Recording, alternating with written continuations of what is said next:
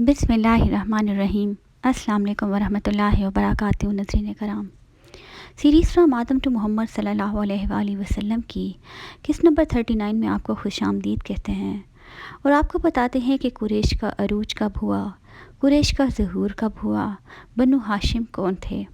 एक मुख्तसर जायज़ा लेते हैं जिससे आपको पता चलेगा कि अरब में ये ख़ानदान कैसे अरूज और ज़हूर का बायस बने। नाज़रीन कराम, पिछली एपिसोड में हमने उमर बिन आमिर के पोतों तक पूरी तारीख़ आपको बताई। उसके आगे चलते हैं कि बनु जुड़हम की मक्का से बेदखली और बनु ख़ज़ाया का बैतुल्ला पर कब्ज़ा मक्का के लिए मज़ीद ज़रा साबित हुआ। बनु ख़ज़ाया ने इस घर की निगरानी संभाल कर तौहीद के इस मरकज़ को शिरक का गढ़ा बना दिया। शिरक की लानत का आगाज़ बनु अगाना ख़ज़ाए के सरदार उमर बिन लुही के हाथों हुआ। ये शख्स अरबों के दरमियान बहुत बुलंद मर्तबा कायम तस्वर किया जाता था। इसकी बादशाहों जैसी ताज़ीम की जाती थी क्योंकि वो दौलत व सरवत में अपने मुआसर सरदार से कहीं ज़्यादा आगे था। इसकी ऊँटों की तादाद 20,000 तक बताई जाती है। इस शान व शौकत और रोब दाब की वजह से इसकी हर बात आंखें बंद करके मानी जाती थी। इसी बदबख्त उमर बिन लुही ने शाम के सफ़र के दौरान वहाँ के मकामी लोगों को बुत परस्ती करते देखा।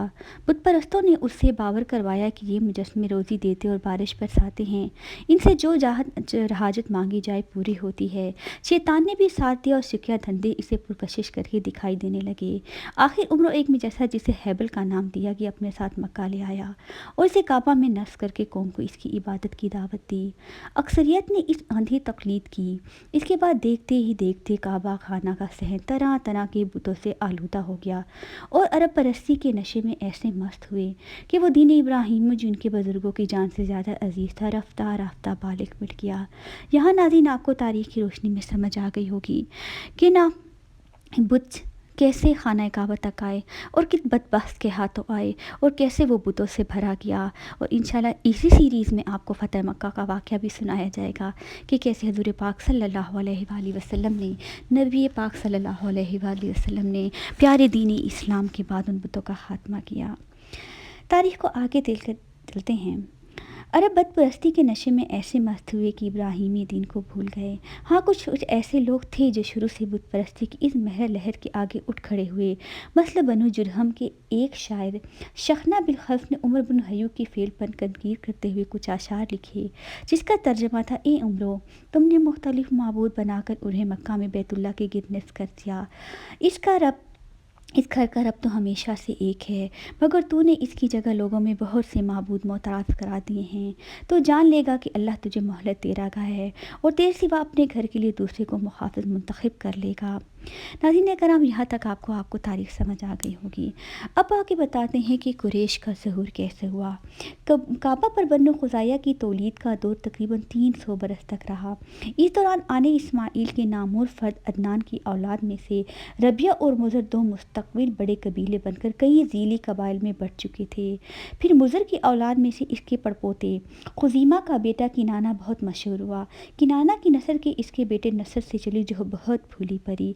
किनाना के पड़पोते फ़हर बिन मालिक के ज़माने में ये लोग एक अलग कबीले की शख्स इख्तियार कर गए थे जिसे बनु की बीना किनाना कहा जाता था।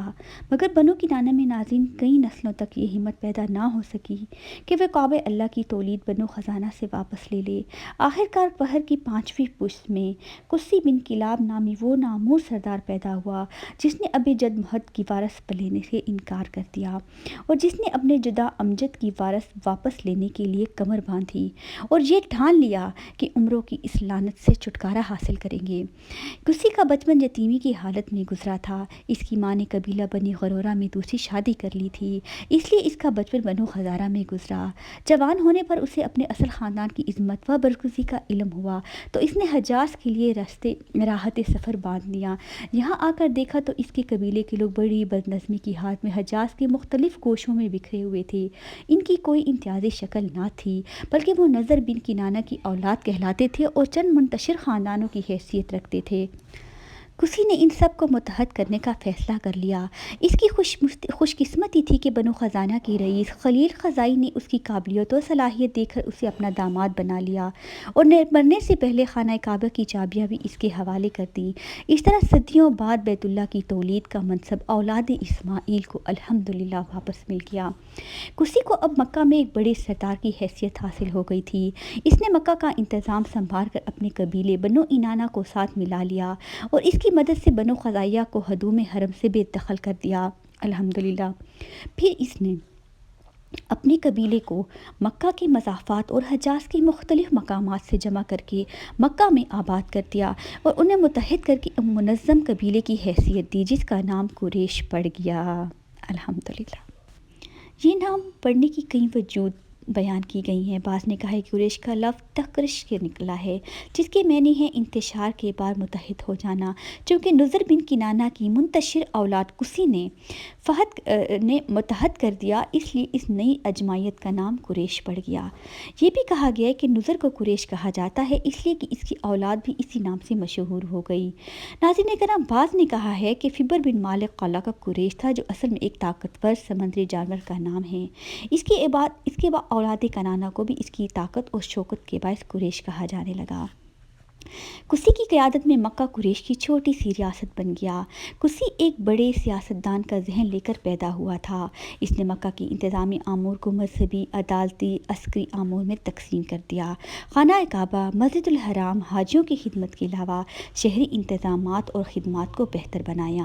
یہ خدمات 6 شعبوں میں تقسیم کی گئی۔ حجابہ یا سیادان یعنی خانہ کعبہ کی کلید برداری اس کے نگران کے پاس بیت اللہ کی چابی ہوا کرتی تھی۔ اس کی اجازت کے بغیر کوئی اندر نہیں جا سکتا تھا۔ سقایا یعنی حج کے دنوں میں حاجیوں کو میٹھا پانی پلانا۔ رفادہ یعنی حاجیوں کو کھانا کھلانا۔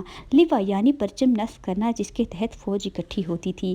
قیادت یعنی میدان جنگ میں لشکر کی کمان سنبھالنا۔ اور چھٹا ندوہ یعنی مجلس مشاورت۔ مسجد الحرم سے متصل ایک کشادہ مقام میں یہ مجلس آراستہ ہوتی تھی۔ اس مقام کو دار الندوہ کہا جاتا تھا۔ قریش سردار یہاں جمع ہو کر اہم امور کے فیصلے کیا کرتے تھے۔ جنگ کے لیے لشکروں اور تجارتی قافلوں کی روانگی بھی یہیں سے ہوتی تھی۔ نکاح کی رسم بھی یہاں انجام پاتی تھی۔ لڑکے یا لڑکی کے بالغ ہونے کی تصدیق بھی یہیں سے کی جاتی تھی تاکہ قبیلے کے جوان مرد وزن کی مردم شماری محفوظ رہے۔ یہ شعبے گویا قریش کی حکومت کی 6 وزارتیں تھیں، جن کا حصول نہایت ہی عزت شرافت کی بات سمجھی جاتی تھی۔ قصہ کی زندگی میں ہی اس کے 2 لڑکے عبد البردار اور عبد المناف ان عہدوں سے مقرر ہو گئے تھے۔ کسی نے حاجیوں کو پانی پلانے، کھانا کھلانے، جنگوں کی قیادت شعبے عبد مناف کے سپرد کر دیے تھے اور بیت اللہ کی کلید برادری دار الندوہ کی تولید پر پرچم اٹھانے کی خدمت عبدالدار کے حوالے کر دی تھی۔ بیت اللہ کی کلید برادری کا اعزار بنو عبداد کے پاس آج تک باقی ہے۔ فتح مکہ کے موقع پر نبی کریم صلی اللہ علیہ وآلہ وسلم نے بھی اس خاندان کے حضرت عثمان بن طلحہ رضی اللہ تعالیٰ کو نہ صرف عہدے پر باقی رکھا بلکہ خوشخبری دی کہ یہ خدمت انہی کی اولاد میں ہمیشہ باقی رہے گی اور جو ان سے حق چھینے گا وہ ظالم ہوگا۔ عبد المناف کے 2 بیٹے اس کے جانشین ہوئے، ہاشم اور عبد الشمس۔ ابن ہاشم تنگ و دستمک، متحرک اور دلیر آدمی تھا۔ اس کے لڑکے بھی کئی تھے، اس لیے اس نے قریش فوج کی کمان سنبھالی تھی۔ عبد شمس کے بعد اس کا لڑکا امیہ قریشی کا سپہ سالار بنا اور پھر یہ عہدہ امیہ کی اولاد میں جو بنو امیہ کے نام سے مشہور ہوئی مدت دراز تک باقی رہا۔ یہاں سے آپ کو پتہ چلا ہوگا کہ بنو امیہ کون تھے۔ ہاشم نے مالداری اور فراخت برادری کی نعمت کا حق ادا کرتے ہوئے حاجیوں کو کھانا پلانے کی خدمات غیر معمولی لگن سے انجام دی۔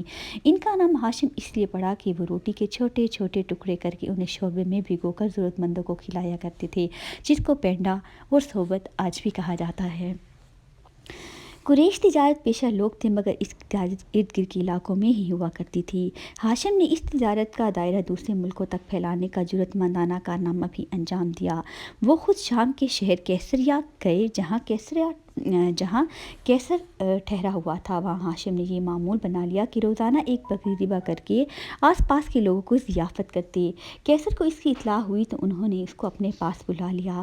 انہوں نے عرض ہو کر کہا، بادشاہ سلامت، ہم عرب کے تجارت پیشہ لوگ ہیں، اگر آپ کو منظور ہو تو ہم ایک امان نامہ لکھ دیں تاکہ ہماری قوم کے لوگ حجاز کا سامان خود لا کر آپ کو فروخت کریں، اس طرح یہ چیزیں آپ کو سستی ملیں گی۔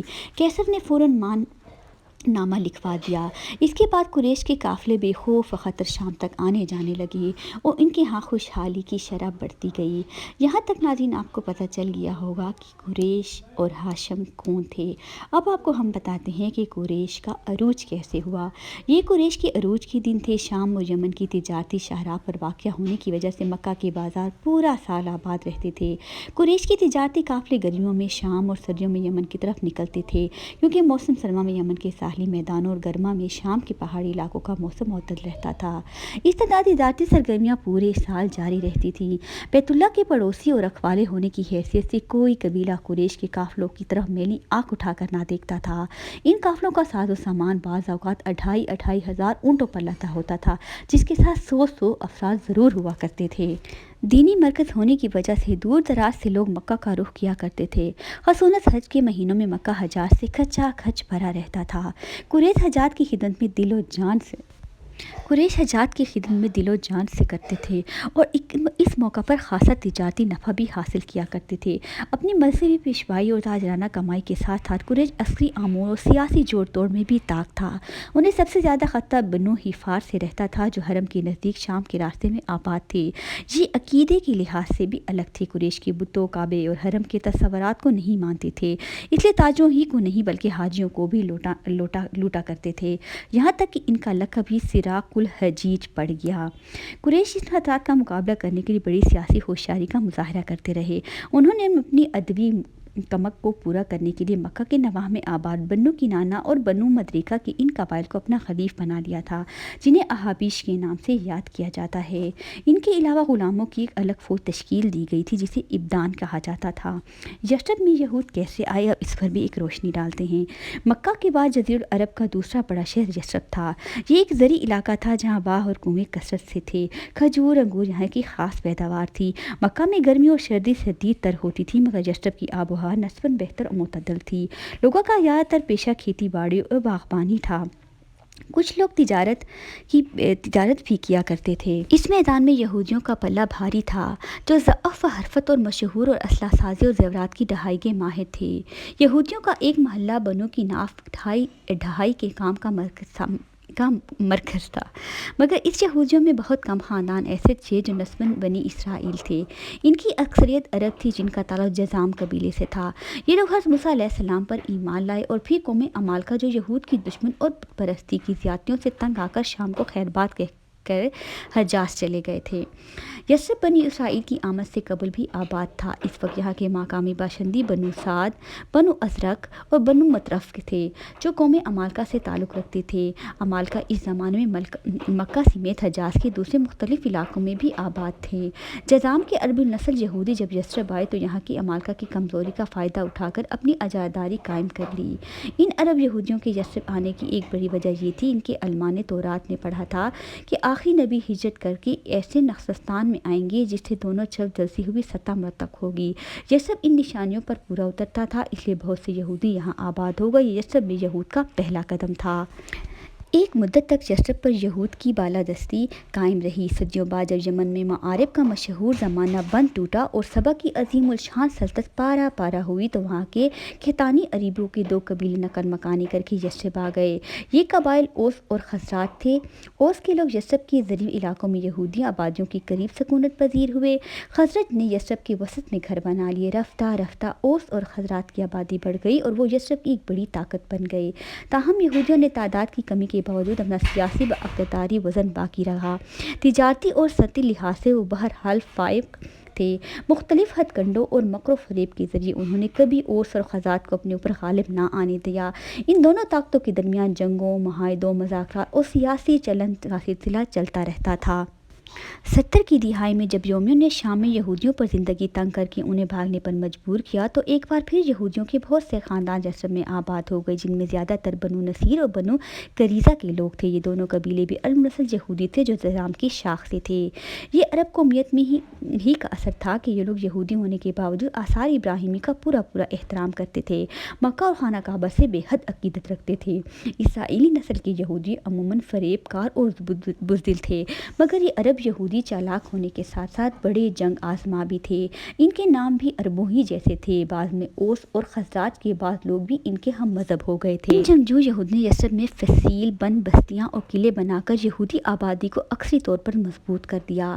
یثرب کو شمال کے بعد جنوبی حملہ آوروں کا سامنا بھی ہوا۔ جب یمن کے تبا بادشاہوں کو عروج حاصل ہوا تو آخری تبا اسد ابو کرب نے جسے قسنان تبہ بھی کہا جاتا ہے، یثرب پر چڑھائی کی۔ یثرب کے لوگوں نے اس کا بڑی پاکداری سے سامنا کیا، خصوصاً خزاچ کے بنو نجار نے بھرپور مقابلہ کیا۔ حسنان تبہ نے یثرب کی اینٹ سے اینٹ بجا دینے کا تہیہ کیا ہوا تھا، مگر شہر کے دفاع کے لیے یہودی اور عرب یکجا تھے۔ چنانچہ اس موقع پر دو یہودی عالموں نے حسنان کو خبردار کرتے ہوئے کہا، ایسا مت کرنا کیونکہ یہ جگہ نبی آخر الزمان کی ہجرت گاہ بنے گی۔ یہ سن کر حسان نہ صرف اپنے ارادے سے باز آ گیا بلکہ واپسی میں اس نے مکہ میں قیام کیا، انہیں یہودی علماء کی ہدایت کے مطابق کعبہ کا طواف کیا اور اسے نیا غلاف پہنایا۔ اس نے بنو جرہم کو، جو اس دور میں کعبہ کے والی تھے، تنبیہ کی کہ وہ بیت اللہ اور مسجد الحرام کو ہر قسم کی نجاست سے پاک رکھنے کا اہتمام کریں۔ آنے والے دور میں یثرب کے یہودی اور عربوں کے تعلقات، جو شروع میں دوستی اور تعاون پر مبنی تھے، کشیدہ ہوتے چلے گئے۔ اس کی بڑی وجہ یہ تھی کہ اوس اور خزرج اپنی عددی کثرت کی وجہ سے اب یثرب کی اصل غالب طاقت کی حیثیت اختیار کر گئے تھے۔ یہودی اپنی بستیوں اور قلعوں میں خود مختار ہونے کے باوجود ان سے خطرہ محسوس کرتے تھے، اس لیے وہ ان سے عداوت پر اتر آئے اور ان میں پھوٹ ڈلوانے کے لیے محترق رہے۔ اس کا موقع انہیں آسانی سے مل گیا کیونکہ اوس اور خزرج میں اس سے ہر ایک مکمل غلبے کا خواہش مند تھا۔ عروج کی طرف مائل ان دونوں قبیلوں میں سے ہر ایک جب اپنی طاقت بڑھانے میں مصروف ہوا تو اتحاد اور اتفاق کی کڑیاں ٹوٹ گئی۔ پھر نوبت یہاں تک پہنچی کہ ذرا ذرا کے بہانے پر دونوں تلواریں چلنے لگیں۔ دوسرے عرب قبائل بھی خلیف بن کر اس آگ میں کودنے رہے۔ اب نسل در نسل جاری لڑائیوں میں سے پہلی جنگ صفیہ تھی۔ اس کے بعد یوم حطاب، یوم البکی، یوم الدار جیسے معرکے ہوئے۔ ان جنگوں کی آگ بھڑکانے میں یہود کا کردار کسی سے مخفی نہیں تھا۔ اس کے بعض قبائل ایک فریق کا ساتھ تھے اور بعض دوسرے فریق کا ساتھ دیتے تھے۔ تاریخی کتابوں میں ملتا ہے کہ حضرت مولانا سید ابو الحسن علی ندوی رحمۃ اللہ لکھتے ہیں، اوس اور خزرج مدینہ کے عرب باشندے اور یہود کے تعلقات ذاتی نفع اور استحصال پر مبنی تھے۔ یہود ان دونوں قبیلوں کو لڑانے پر بھی اپنے فائدے کی صورت پر بہت خرچ کرتا، جیسے کہ اوس اور خزرج کی مدد لڑائیوں میں انہوں نے کیا تھا، جس کے نتیجے میں دونوں قبیلے تباہ و برباد ہو گئے۔ ان کے پیش نظر صرف یہی رہتا کہ مدینہ پر ان کا مالی تسلط بقایا رہے۔ اب آپ کو کچھ طائف کی ہسٹری بتاتے ہیں۔ مکہ اور یثرب کے بعد جزیرہ العرب کا تیسرا بڑا شہر طائف مکہ کے جنوب مشرق میں تقریباً 75 میل 120 کلومیٹر دور واقع تھا، جہاں بنو ثقیف کے لوگ آباد تھے۔ سطح سمندر سے 5,500 فٹ بلند یہ شہر اپنی خوشگوار آب و ہوا، سب سے شادابی، پھولوں کی کثرت کی وجہ سے مشہور تھا۔ مکہ میں روزانے یہاں بہت سے باغ خرید رکھے تھے اور موسم گرما یہیں گزارتے تھے۔ اپنی خوبصورتی اور خوشحالی کے باعث یہ شہر مکہ کے ہم پناہ مانا جاتا تھا۔ عربوں کے پاس شہروں کے گرد فصلیں بنانے کا رواج نہ تھا۔ مکہ اور یثرب جیسے شہر فصلوں اور قلعوں سے محروم تھے، مگر طائف کے گرد بلند فصل سر اٹھائے کھڑی تھی۔ اس طرح دفاعی لحاظ سے یہ عرب کے تمام شہروں سے زیادہ مستحکم تھا۔ ناظرین کرام، یہاں تک امید کرتی ہوں کہ تاریخ سمجھنے میں آپ کو بہت آسانی ہوگی اور آپ کو اس سیریز میں مزہ آ رہا ہوگا۔ ہمارے ساتھ جڑ جائیے، سبسکرائب، لائک اور شیئر کرنا مت بھولیے گا۔ اپنی ایپیسوڈ میں ملتے ہیں جہاں آپ کو اور تاریخ سمجھائیں گے انشاءاللہ۔ اللہ حافظ۔